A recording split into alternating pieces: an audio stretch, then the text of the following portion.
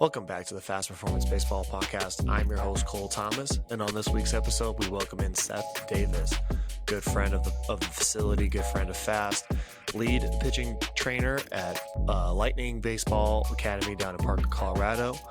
We discuss his journey from being a, run-of-the-ladder high school baseball player to playing Division III baseball at Augustana University in near Chicago, to being a 29th rounder in the MLB Draft and playing 5+ years of professional baseball. He gives his advice on what he would give to amateur athletes and gives a lot of good stories about what it is like to be a originally non-projectable player and playing in professional baseball that I think a lot of you guys will take away and a lot of things you guys will enjoy. Here he is, Seth Davis.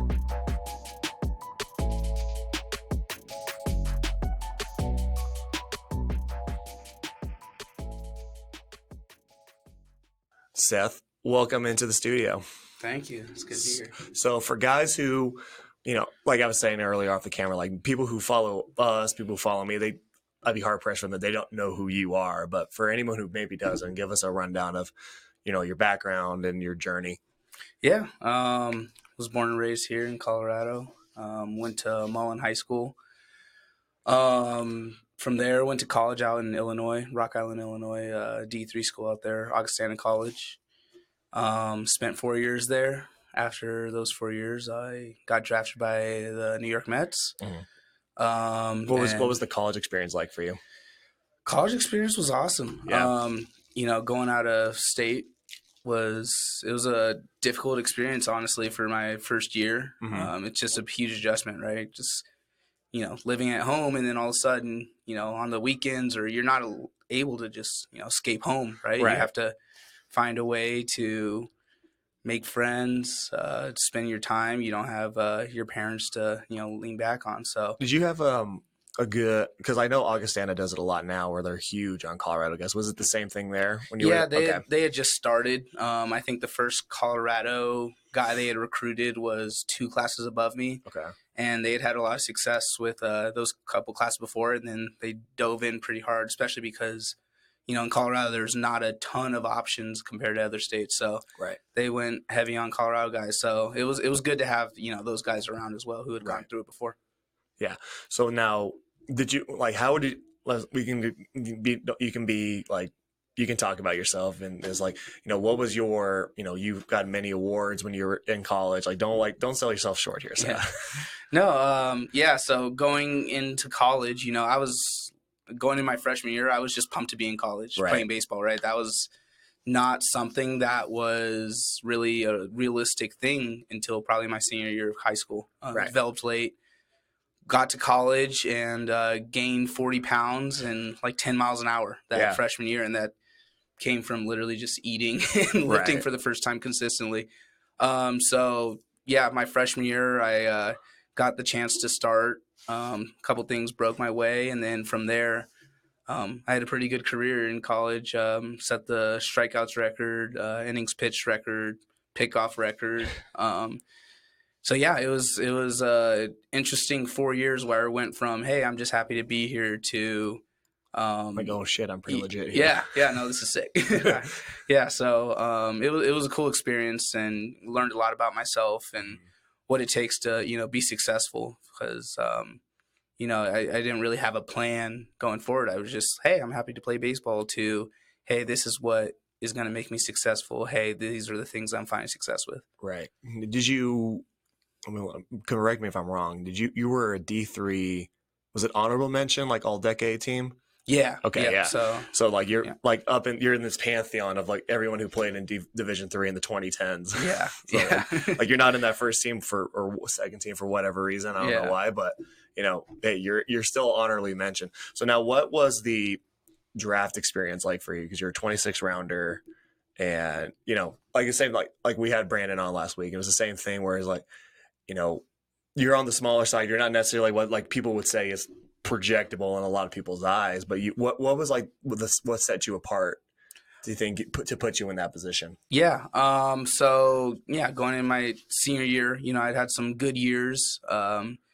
But yeah, to get drafted, right, there needs to be, hey, this guy has a chance to play in the big leagues. I think what set me apart and what scouts told me that set me apart, right, my fastball wasn't, I wasn't throwing 100 miles an hour, right, but I had a really good curveball from the left side, which, like the scouts that I talked to, that's what they really liked about me. They wanted me to throw that as much as possible because I struck out a lot of people in college, and it was off of that curveball usually. So I think that was the one separator that, it's hard to really develop that like off-speed pitch that is like different than others, and I think that's what I had that kind of set me apart. Yeah. I'll say for listeners, you and Brandon, like the two people when I play catch with the only guys I've ever been like terrified of. Like Brandon's was his fastball and yours was your curveball. Yeah. Like I've always like, we go out to Northfield High School and you and I are both training at the same time, and I'll be like, oh no, here we go. I got to get him down to this catcher position for flat grounds. And I'm like, yeah, he's gonna throw this curveball. It's gonna hit me in the nuts. It's gonna do something. I'm not gonna like it. Yeah, no, I mean it's been a pitch that I was always successful. I'm sorry, I hope I didn't. No, I don't think you did. But right. it was so just, you killed it. You killed that catcher, man. I was not too bad, but you sit there like for guys who have never caught you. I'm like, it's another level of like the thing just spins and it's quick and it drops off the table just immediately out of your hand. So you get drafted by the Mets. What was your first like couple years in pro ball like? Yeah, for New York, because you were at Coney Island or was it Brooklyn? No, so my first year I got sent to short season rookie ball in Kingsport, Tennessee. Yeah. And it was, when I say it was just a different world, right? I went to a small liberal arts school in Illinois, and then all of a sudden, you're in, Kingsport, Tennessee, with most of your teammates don't even speak English. Yeah. But it was a phenomenal learning experience, and our team was really good. I think we were the only team in the entire system that year that made the playoffs, and so it was a really good experience. Pitched well, our team was good. So jumping off of that year, the next year I skipped Brooklyn, went to Low A in Columbia, South Carolina. Okay, yeah. Threw 70 innings out of the pen. A lot of like high workload, right? And again, really good year. I really enjoyed it. Good teammates, good city, and towards the end of the year, my arm was feeling it a little bit, and yeah, after that year, tried throwing again in the off season, wasn't working out. Ended up having to go into spring training injured. Went up to New York, got MRI, all that stuff. So ended up getting surgery on my shoulder after that. So what did they say? What was the issue? So I had a Bennett lesion, I think it was described. So it was basically like a bone spur was in my shoulder, basically preventing me to throw from throwing. Awful. Yeah, no, it was painful, and so that was a big bump in the road for my career, coming off of a couple good seasons, I thought. But again, a really good learning experience. Taught me a lot about myself and taught me a lot about, what I have to do to get back to where I was. So how much longer after the Bennett lesion were you still with the Mets? So I had surgery in 2017, spent that entire year rehabbing.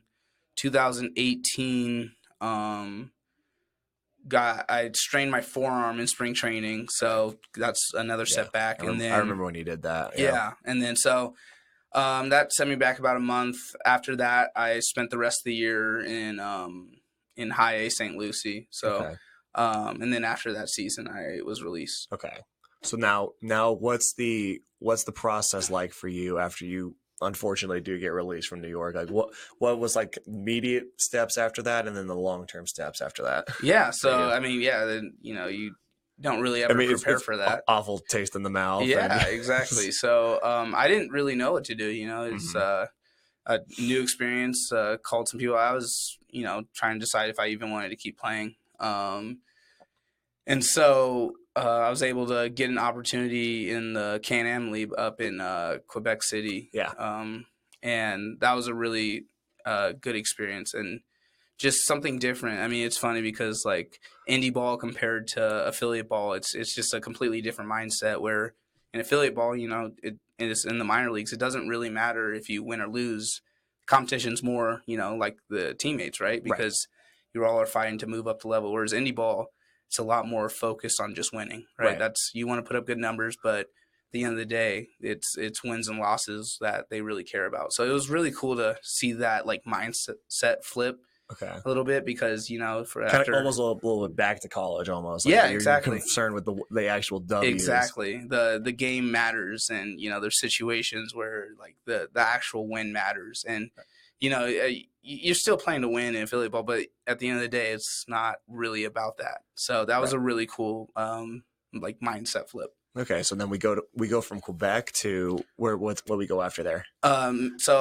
After Quebec, I signed a contract to play down in Mexico. Okay. I signed with Monclova Acereros, and so my first year there. Don't sell this short, because you got some stories with these guys. Yeah, no, I think it's different. Yeah. It's a really cool experience. My first year there, actually. So I go down for spring training there for a couple months, and then the pandemic hits. Right. So we're getting ready for the season, spring training, ripping and roaring, and then all of a sudden, boom, time to go home. So come home for 2020, go back for 2021, go into spring training again, and at this point, it's been a year since played baseball. And everyone, a lot of people went through it, where it's just like, I know. I just still remember when you, me, Brooks, and Peter. Yeah, I forget who was. Anybody? Maybe like Warbach was with us. Well, we would have to like sneak down to like the valley. Mm-hmm. We just like trying to like find any open space possible to just kind of stay throwing as much as as much as we could. It was wild. Yeah, no, and it was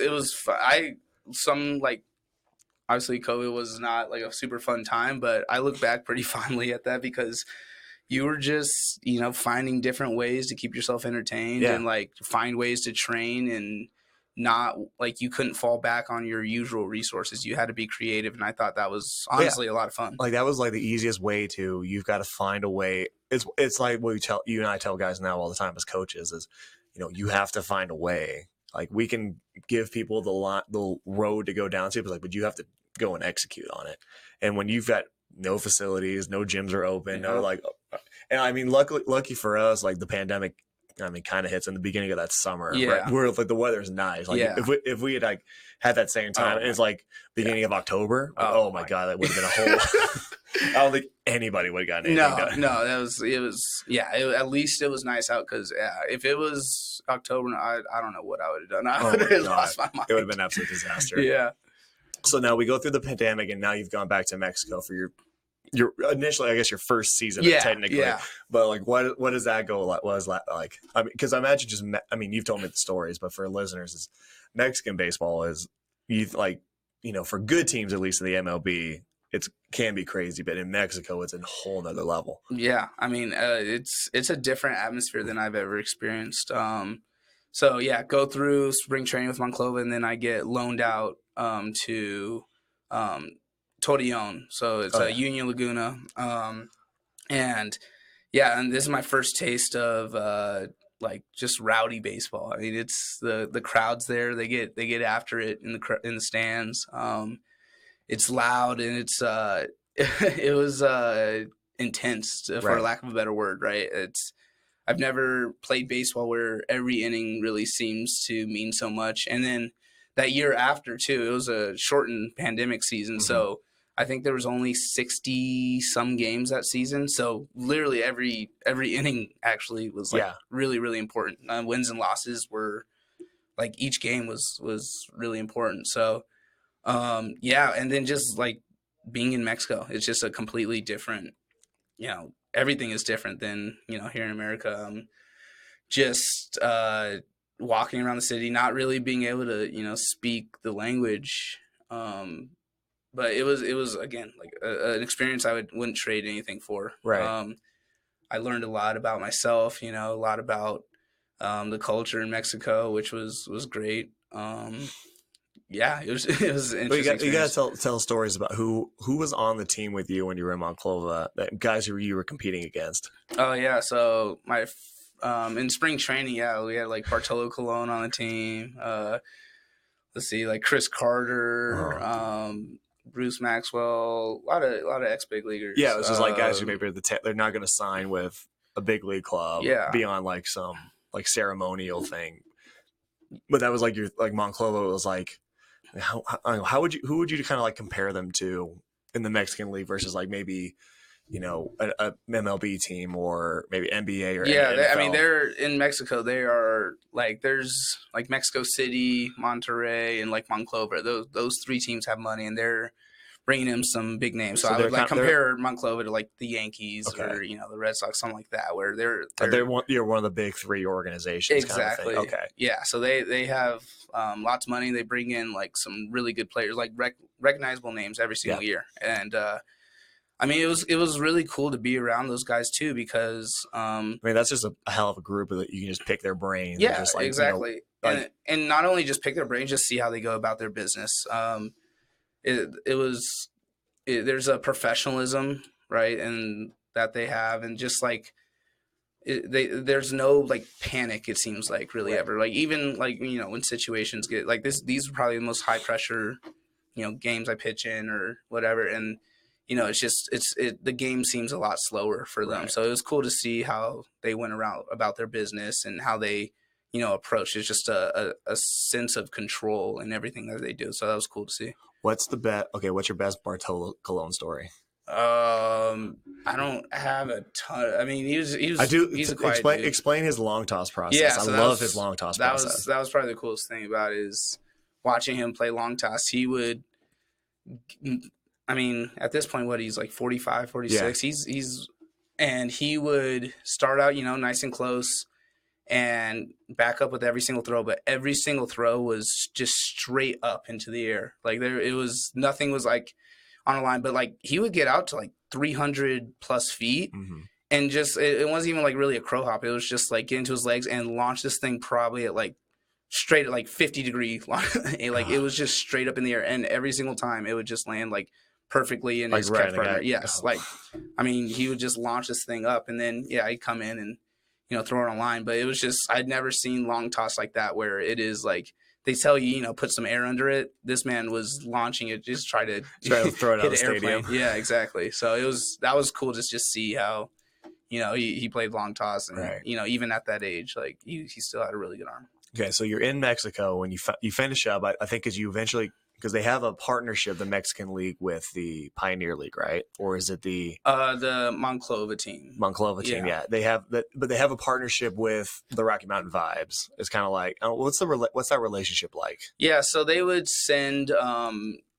It's evolved over the years, but they would send players who they wouldn't have on their their Monclova roster. They would send them to play with the Rocky Mountain Vibes. So they're able to get Colorado Springs. Yeah, so there's a lot of their younger guys, their prospects, who either they're trying to get signed with an affiliate organization or prepare to go play for Monclova. So that was their goal with a lot of these guys, and a lot of these guys did end up getting signed. So like there's talent there. They were just young guys.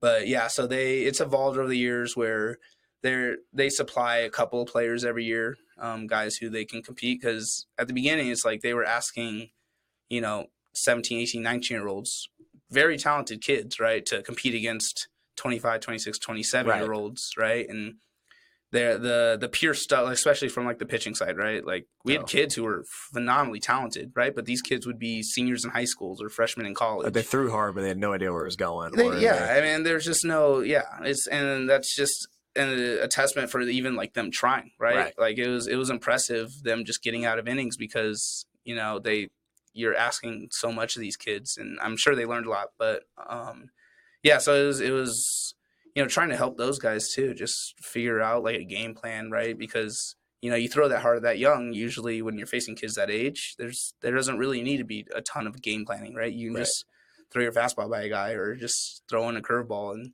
you're going to have success. So now actually developing a game plan against these older guys who have seen that and can consistently hit it. So now what does the transition go like from going from Monclova, which is like, what's their stadium hold? Is it like it's almost like a big league park where it's like 55-ish? No, it was like 12, 13,000. Okay. Yeah. So now you move to what is, I forget, it's like Security Service Field. I affectionately know growing up calling it Sky Sox Stadium. Yeah.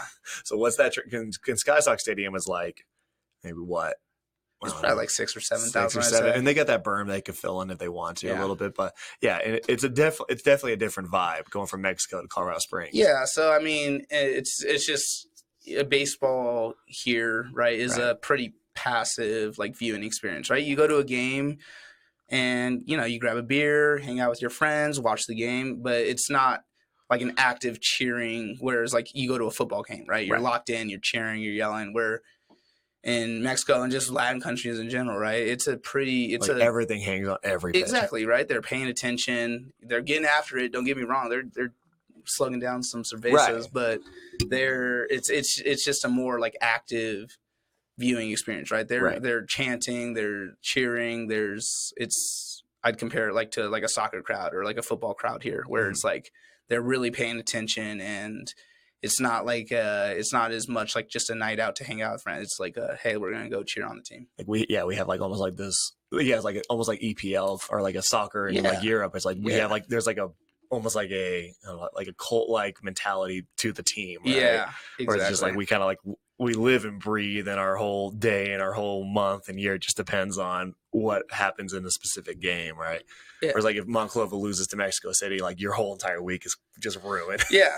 So that comes with like the different kind of pressure of it. It's like there's series where, here it's like, okay, we dropped a series. Yeah, but we got swept by the Dodgers. Yeah. Okay, we'll play them again. Yeah, but you drop a series to certain teams, and it's like, hey, like, and there's different expectations for different teams, just like there, just like here, right? But the more money a team has, the bigger names they bring in. Like there's a lot more added pressure to the situation. Okay, so now you go from you go to the Vibes, and you were on a team with I like to hold the Vibes in kind of esteem because I have like you, I've got Peter, Dusty's on the team for a little bit. We got guys who have trained here now on this team. So what's it like playing with that? You were playing with Peter and you guys have trained for, and Peter will be a guy we have on later down the line. You've trained with him for like 5-6 years at this point. Yeah. Now you're like playing on a team like, oh, here's someone I'm familiar with. Like, what's that kind of help? How does that help you, with your playing? Yeah, it was cool because, with Peter, like I've trained with him for past 6-7 years, I think. And when you're playing in a season, right, your day is so much different, right? Your workload changes, your pregame, like everything changes, right? So trying to like kind of bouncing stuff off of each other, trying to figure out what works in that situation, and then like trying to like mold your own kind of routine, right? So like Peter, he would throw like plyos before. Right. I didn't do that during the season, right? And then trying to like see what works for you and him, and then just like off the field too. It's pretty cool, just like being with people that you've known for a while and you've never really seen them like in season, right? Because during the season, you guys are at your own places. Yeah, I mean, yeah, and then during the season, it's baseball. You're spending 10 hours at the field, but not only that, you're going home to the same hotel, or you're going home. Like during the season, baseball is a 24/7 kind of thing. Where here, you work out at the facility, you get your work in, you throw a bullpen, whatever, and then you go home, and then you do whatever else, right? It's a lot different during the season, so. It was cool just like having those kind of interactions, making different friends, and it was cool. So now did you officially like hang up the cleats this year? Was that this year or last year? Yeah, after this season, this past season. After this past season. So now what role do we do to preoccupy our time now? Yeah. Since you're not out playing, spending 10 hours at a baseball field. Yeah, I know, it's crazy. Yeah. Right now I'm usually like at a baseball field all day. So now and it's been really cool. I thought it would be honestly a little bit more difficult, but I've really enjoyed it. Trying to find new hobbies, so trying to get into. I want to play more golf. Right, I've always enjoyed playing golf, but I'm always out of. You've got to find time. Yeah, you've got to find some 4 or 5 hours. Yeah, to fit in. Surprisingly, like getting back to Denver in October is not exactly the best golfing times for some reason. I don't know why, but. So I've been playing a lot of tennis too. Mm-hmm. That's been a blast. Just kind of trying to find like different sports and like actually trying to see what makes guys good and try to replicate, just like, playing baseball. Right. So now you're working over at Lightning down in Parker. What's your role down there? Yeah, Lightning Baseball Academy, pitching coach, throwing coordinators for the whole program. Basically what I do here. Yeah, exactly. We fill the same role just for different places. Exactly. So what how have you enjoyed that so far? It's been a really rewarding experience. So I've been coaching in my off seasons for, since I got drafted in 2015. So, but after COVID, I took on kind of a more a larger role at the facility, more active, right? Yeah. So throwing programs together, doing lessons, coaching in game now, which I hadn't really done before, and just trying to give these guys a roadmap to what success looks like, because a lot of them, right, it's been just, hey, throw, right? There isn't much more to it, and now just those strikes and do enough to get wins for whatever your travel ball team is. And like it's been interesting learning what these kids have learned, right, and then trying to either build on that or take them a step back to be like, hey, like, I understand this is what you've been taught or whatever, but like, let's take a look at the bigger map, because a lot of younger guys, even into high school, right, they live in the moment. They've been taught to live in the moment, right? And all that matters is, hey, throw strikes, or hey, do this. And it's like, well, let's take a step back, right? Yes, we want to throw strikes, right? But what's going to give us the best chance of success into the future, right? Because at the end of the day, your 13U, 14U weekend championship doesn't really matter a ton, right? So trying to give them a bigger picture kind of outlook at their training and what's going to make them successful in the long run. Yeah. So when you bring in a new kid, what are like the things you look for in a new client that comes in, or a new athlete?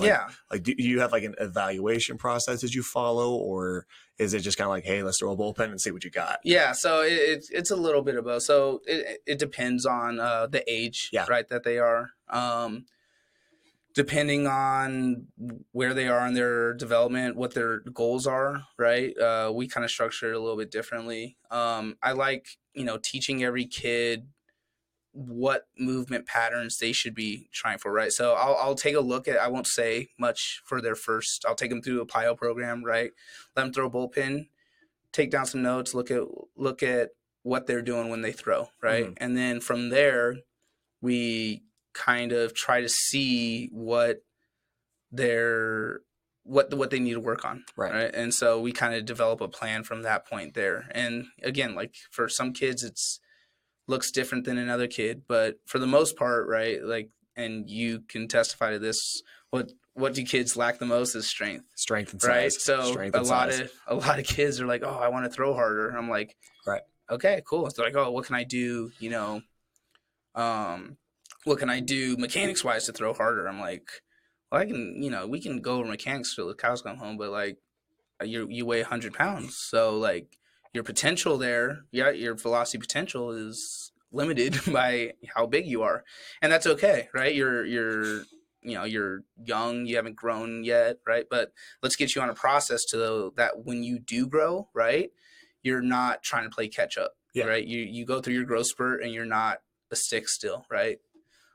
So that's one of the biggest things I always run into with guys is one of those, it's you're like, fix my fastball or fix my mechanics, and then my by proxy, my mechanics will fix my fastball. I'm like, in a broad sense that will work, but like you say, it's, I could fix your mechanics, and I can make you the most efficient mover possible, but if there's no weight behind it, there's no power behind it, it's not going to matter. Yeah, exactly. And I think that's just one of those weird, like, I don't know, like, I don't want to call it like a myth, because I don't think it's like something people buy into, but it's just like, it's such a singular focus that like, just by fixing mechanics, everything fixes itself. Yeah, no, and that's just not the case. And trying to give it, like, guys a like realistic view of that too, because kids want to just like, hey, like, teach me mechanics and I'll throw hard. And it's just like, hey, that's not how it works. Right. And this is going to take a long time. Like, I'm not going to sugarcoat it. And, in kind of instant gratification world right now, right? Like we just want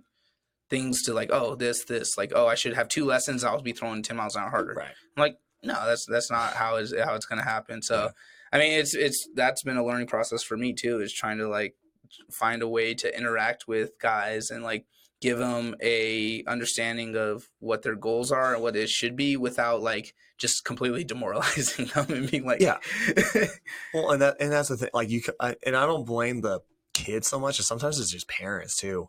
There's some, so I have a story here where I had a kid come in and I think he's an 8th grader. He's probably like 100 pounds. He's like tall. He's probably like 5'11", 6 foot, at like 100 pounds, like just skinny as hell. His scaps are all over the place. They're not in a solid position. And first 2 or 3 times he's in, we're just working on like mechanics and drills and trying to, get him moving better. And I get a text message from his dad. He's like, hey, my son's like, I don't want to question what you're doing or anything, but Jimmy, it's not his name, but like Jimmy says, you guys haven't like gone on the mound and done like any pitching yet. I'm like, yeah, because he's got a shit ton of other issues he's got to address before we get him on the mound. And I get him, like they basically start coming like a month before the season starts.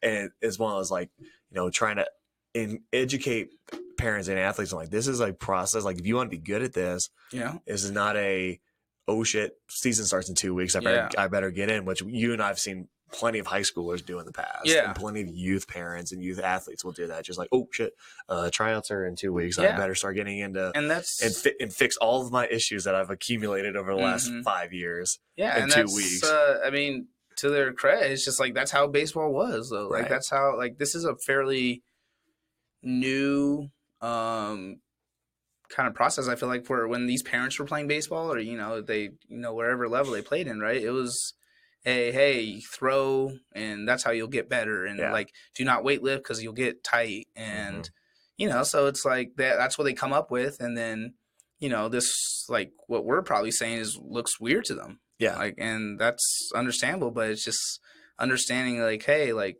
there's a lot of stuff that backs this up, and it's been shown in the highest levels. Like this is how guys throw harder, have better stuff. And is that what's that success like leaves I think is what it is like success leaves clues, right? You find who are the most successful pitchers in baseball and you see what they do. Exactly. And more often than not, there's general themes, like they're bigger, they're stronger. Like I was watching Brandon brought up Spencer Strider a lot last week, and he pitched, as we're recording this, he pitched yesterday. He took a perfect game of the 6th inning. Strider is a big dude. He doesn't look like it on TV. I don't think the cameras do him a whole lot of justice, but he's a big dude. He's got big legs. He's throwing 95 to 100. It's like that stuff doesn't just happen overnight. Yeah, exactly. Like, there's a process he's followed throughout his years. I'm like, so find out what Strider does. Find out what. Back in the day, like Corey Kluber, like my favorite story is Eric Cressy. Have you heard that story about he had a youth parent come in to get his son stronger? And he's like, it's like, hey, just go put him on Corey Kluber's program. Like, that's not how that works either. Yeah, exactly. And so like my process, like the way I got to pro ball is a lot different than a lot of guys, right? And that's what I've taken to my coaching, because like I've always been the smallest guy on my team, and I was like in high school, right? I didn't play varsity until the end of my senior year, right? I played freshman and sophomore JV varsity, right? Like I was not a guy who you would ever think. You hit every rung on the ladder. Yeah, exactly. And like I said, like I wasn't really expecting to play college ball until my senior year. Like I loved baseball. It was fun, but compared to my peers, I was smaller. I threw a lot slower. And I developed my curveball, right? Because that was the only thing when you're throwing 75 in high school, right? The only way you're going to have success is have like a devastating off-speed pitch, right? And so I get to my small school, right? And a lot of these kids, they want to go D1 and everything. And that's fine. I understand that. But I go to my small school and I have an opportunity to play right away, right? That helped a ton. But my first year there, I gained 40 pounds, right? And I grew like 1 or 2 inches. My mechanics didn't really change. Like all I did was put on weight, and it's like it wasn't even good weight. Like I was, I was eating a freshman bunch. 40. Yeah, exactly. I was put on weight. I didn't eating that cafeteria cardboard pizza. Exactly. I didn't look great in a uniform, but all of a sudden I just threw 10 miles an hour harder. Yeah. Right. And so that's what I like tell kids too, is like, especially when they're at that like youth level, and they're like, oh well, this guy throws hard at me. I'm like, well, yeah, he's also like hit puberty before you, right? Yeah. Like that.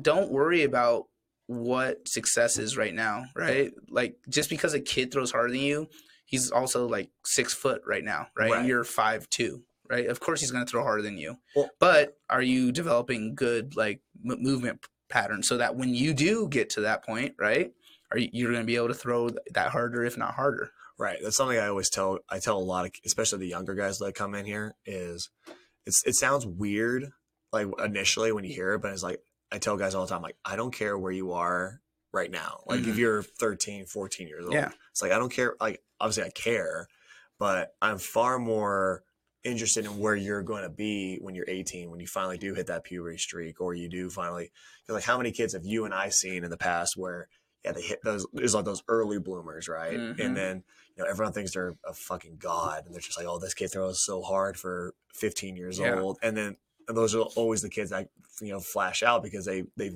reached their potential. Yeah.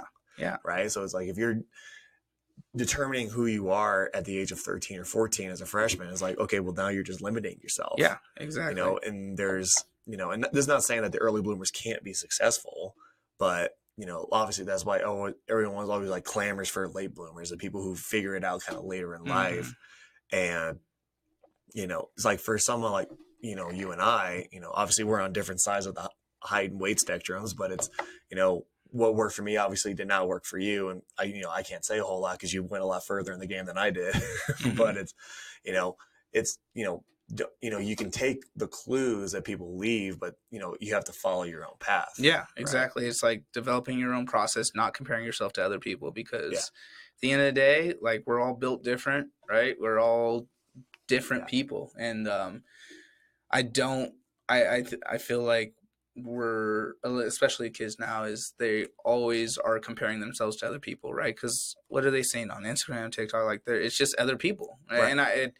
And trying to tell them like, hey, just because you don't like go D1, right, doesn't mean you can't be successful, right? Just because you don't throw as hard as this guy right now doesn't mean you can't be successful. And it's really hard for guys because that's all they see on social media, right? And it's hard to get that mindset away from, because you want to impress your friends, right? At the end of the day, it's like you want to impress your friends and you want to like be good right now, and making decisions that will help you get your goals in the long run is so much more important than like, hey, I'm gonna try and commit to a D1 school even though like I'm not gonna ever play there for the first like 2 years, right? Like trying to find somewhere that fits you, fits what your goals are, right? And somewhere that you're going to play. Right.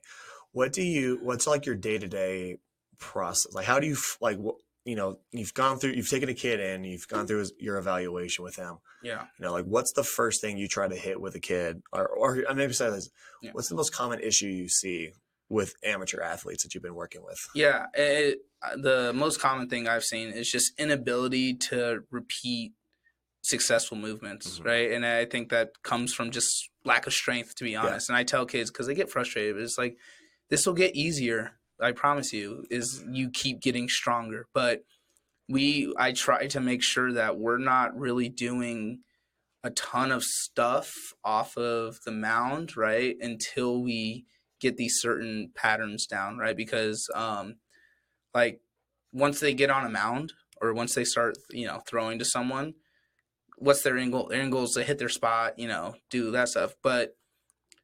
And it goes away from like body centric movement. So it's like we spend a lot of time on the plyo wall, right? Or just focusing on like hitting these movements and trying to repeat them over and over and over, because that's the only way you're going to really be able to repeat them. And then once you successfully demonstrate that, hey, I can repeat this movement, right? Then it's like, okay, cool.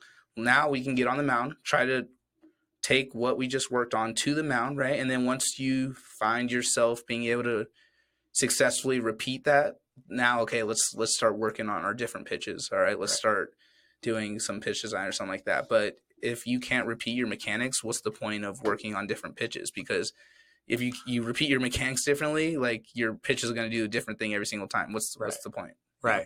That's the same thing like when you get guys in off seasons, right? Where, I'll get a lot of flack from guys who don't move necessarily well. And then sit there and like, why am I not doing like velocity training yet? I'm like, well, because you move horribly, right? You're more likely to hurt yourself than ever, improve yourself. But it's like, you're right, you have to start at a base level of, you have to move in this sort of way, whether that's, if you use something like Pro Play AI or the biomechanics, like the markerless biomechanics things, or we see, what we utilize here is like the on-base use system.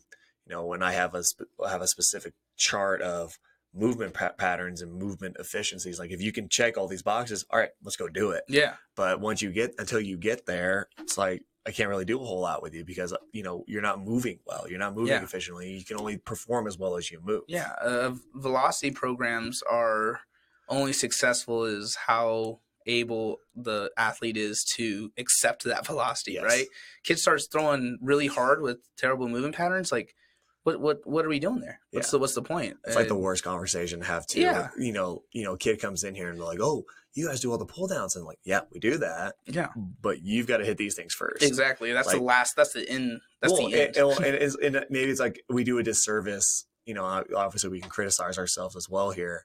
Where what do we always post? Yeah. We love posting those velocity videos, and that's what I think people get that negative or early impression. Like, that's what I'm going to do day one. Yeah, like, it'd be awesome, but what else do you do outside of home, right? Yeah, and that's something you struggle with all the time. I'm assuming you struggle with too, is getting kids to like buy into. You can't just sit around for 4 hours, playing whatever the new video game is right now. I don't keep up with that shit, but whatever the new video game is. And then like, how often do you see kids with, their hips are just dog shit? Yeah. Right. Yeah. It's like, well, if you can't move your hips, well, you can't move anything else. Well, like how many kids are just coming in now? Just, you sit there like, that kid's just not an athlete. Yeah, no, exactly. And I tell so when we do one-on-one lessons, like I tell kids, like, if we're going to do this, right, this is just like a 30-minute session for us to like teach new things, right? But if you just do this and don't do anything else at home, just don't do this, right? There's no point, because 30 minutes a week is nothing. It's just throwing away money, right? So I'm going to give you the tools and like the roadmap that you need to do during the week. But if we're here spending 2 months doing the same thing, like, dude, like you hit on my you've hit on my analogy. I've hit it a couple times on the show about the but I tell guys, like, I'll give you the yellow brick road, but you've got to go walk down it. Yeah. Like you're saying, like, I give you the roadmap, I give you the tools, I give you the program, I give you the plan. Yeah. And if you follow this to the T, you're going to be successful, but you have to actually go do it. Yeah. And I think that's a major issue with kids we see these days, where it's just, I come in here and this is where I do my baseball shit. Yeah. And then I go home and I go do whatever the hell else I want. Yeah. And then I'm trying to fix your scaps, or I'm trying to, like, hey, all you got to do is like 10 minutes of mobility when you get home. And how many kids come in like, oh, I forgot to do that. Yeah. And it's like, oh, then how can I help you if you're not doing your homework? Yeah. Right. And it's the same thing as school, right? Like you don't just go to school and then you go home and do nothing, right? You should be probably doing homework. I don't know how many of you guys do homework, theoretically. But like, yeah. But okay, so when, what, I'll let you go on this because, you got to go start doing your own things at Lightning. What's like the biggest piece of advice you give to kids, following your whole journey, what you've gone through from run the ladder in high school, found yourself to a D3 school, then to getting drafted and playing, like almost over 5 years of professional baseball. What's that big piece of advice that, like, if you can take this away and hopefully like take it to heart, maybe you can find yourself on that journey as well?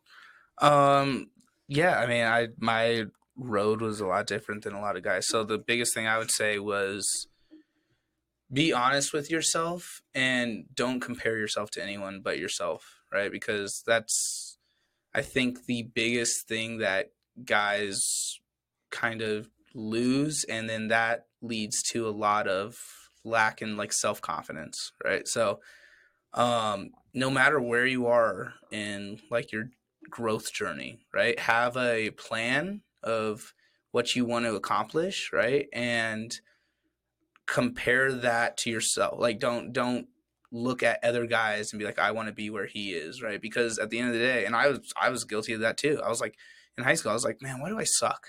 Like, this is bullshit. Like, I want to be tall. Like, I want to throw hard. Like, why can't I just like throw hard? You know? And I did, but what I was able to do, right, is follow like my own like journey, right, and be comfortable with where I was at and enjoy that. So if I was to say anything is just look at yourself and trusting yourself and have a roadmap for yourself, right? Don't follow anyone else's journey, create your own journey, and it can take you some wild places. I mean, it took me some places that if you told me in high school, like some of the experiences I would have had and the levels I played at, I would have laughed in your face. I'm like, holy shit, I got to play college baseball? That's sick. Like, like much less like where it's been. So don't worry about what other people are doing. Look at yourself in the mirror, be honest with yourself, and attack what you need to attack, and just trust that, hey, things will work out. That's awesome. Where can people find you on social media and everything like that? Instagram at you're not that active. Brown Bear. You need to get more active on there. THA, yeah, I know. I'm not I'll start getting after it a little bit more. Now I don't have baseball pictures to post. I gotta find something else to post. So yeah, at the Brown Bear on Instagram, Twitter, same handle. I'll start getting after it for the people a little bit more, because I know they've been clamoring for Brown Bear content. I've been clamoring for more Brown Bear content. Yeah, I'll get after it. So Seth, thank you so much for joining us. This was awesome to have you in. Yeah, man, appreciate it. Thanks for having me.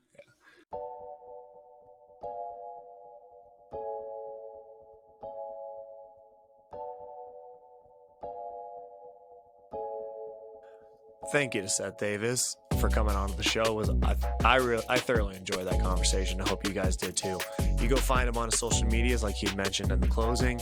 You can find me, Cole Thomas, at Cole Thomas Fast on Twitter and on Instagram. You can follow Fast Baseball at Fast Baseball on Instagram and on TikTok and on Twitter, I believe. You can follow Fast Performance at Fast Performance CO. You can go to our website at fastcolorado.com for more information about training here and everything, all the happenings going on here. We appreciate you guys for listening, and we will see you next Tuesday.